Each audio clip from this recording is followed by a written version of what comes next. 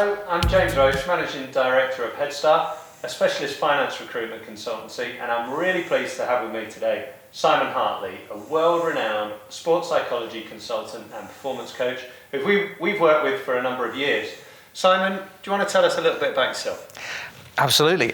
So yes, sports psychology is my background, which also means that recruitment isn't. Noted. And therefore, everything that I'm going to share doesn't come from a recruitment background. It comes from understanding how world-class organisations do things. Right, so Simon, everyone likes the sound of hiring on character, but in my experience, I've found very few do it. Yeah. Why is that? I think it's because they don't know how. When I studied world-class organisations, I noticed that they recruited very differently. And they didn't just have the intention to hire on character, they actually did it. And they do it, they adopt some very, very simple but really important key components. And because they do that very well, they end up recruiting on character. So what are the key things we need to get right in this process? The first one is to understand the characteristics that we want in our people. The trap for most people, if I ask them, tell me the characteristics you want in your people, is that they will describe a superhuman.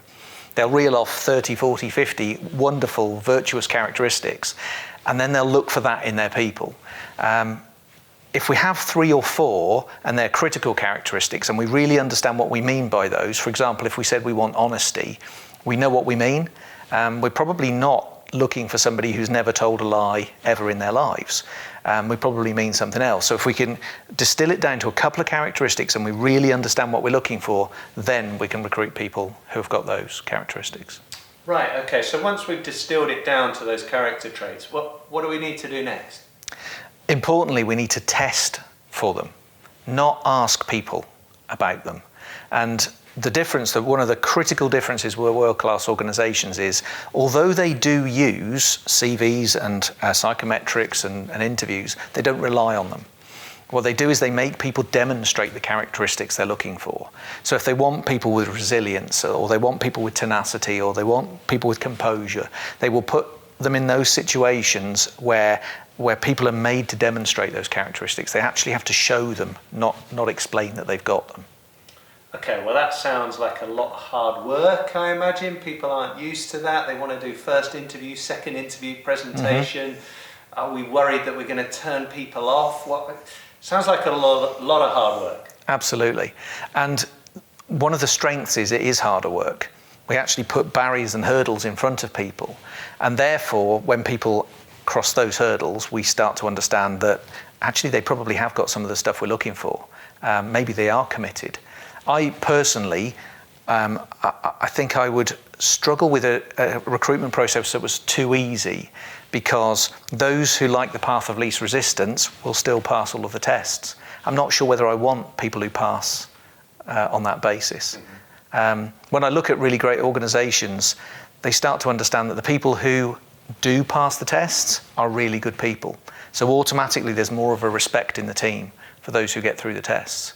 But of course, to do that, we also understand that we need a queue outside of the door, because this stuff is attritional. We will lose people along the way.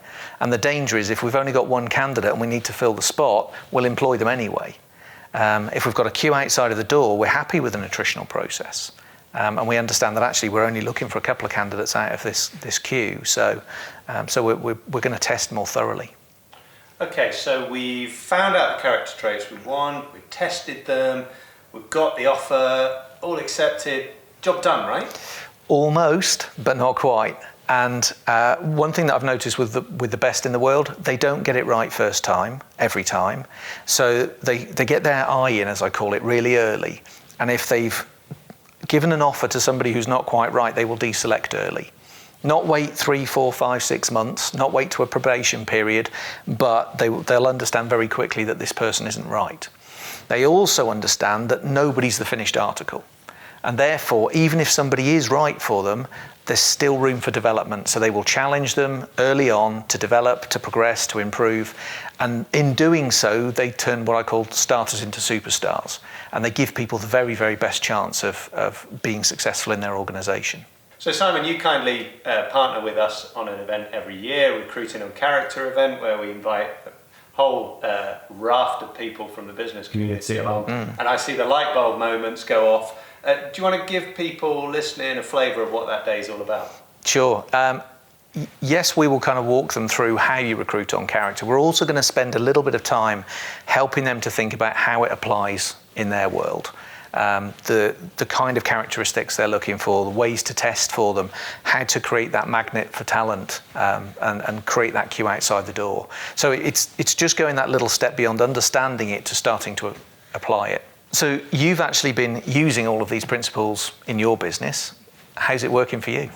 Well, like you alluded to earlier, it was a lot of hard work in the first instance, but it's proven so worth it, because what I think we've found is that as people step into the process, they really buy into it, because it's totally different to what they're used to. We give them the heads up, and then we start testing them, and they don't necessarily know it's happening or what's happening or why, but they know that they're going through something entirely different. And so the commitment levels are really, really strong.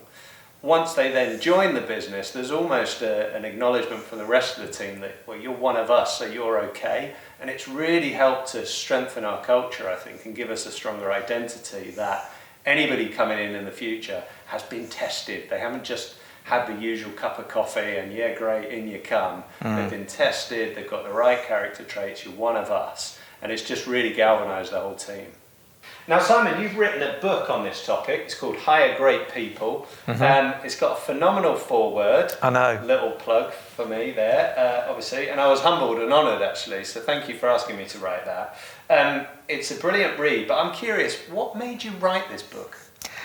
I've used the methodology that I've sort of woven into that book for years. And I know how much difference it makes to people.